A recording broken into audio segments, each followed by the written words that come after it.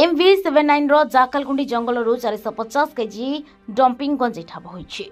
मालकानगिरी जिला कालीमेला ब्लॉक अंतर्गत MV79 police आउ एक बड़ सफलता हासिल करिछि। गतकाली संध्या 6:45 बेले एसआई श्रीचंदन बेहरा, हबिलदार लक्षण मंडल और अन्य पुलिस कर्मचारी माने तेलेराई पंचायत अंतर्गत 126 अंचल में गस्त करुवा बेले विशेष सूचना उपरे जाकालगुंडी अंचल को जाइथिले। सेठारे जाकालगुंडी जंगल मध्य 18 प्लास्टिक बस्तारे मोट 450 किलोग्राम गंजाई डंपिंग कर रखा जाइथिबा चिन्हट होइछि।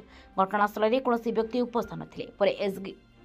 पर एक्जिक्यूटिव मैजिस्ट्रेट को उपस्थित में गंजेर ओजन करी MV79 थाना को अणाଯାଇଥିଲା। प्राथमिक तदंत जमापड़ी जे उक्त गंजे को जंगल मध्य गच्छित रखी आंध्र प्रदेश को रप्तानी करने प्रस्तुति चली।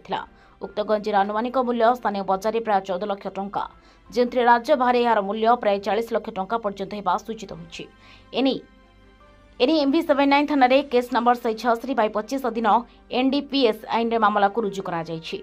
गंजे कारोबार रे लिप्त व्यक्ति मानकर खोज जारी रहिछि बोली IIC चंद्रकांत तांदी सूचना दैछन्ति। मालकानगिरी ईश्वर आदा की रिपोर्ट, आदर्श न्यूज।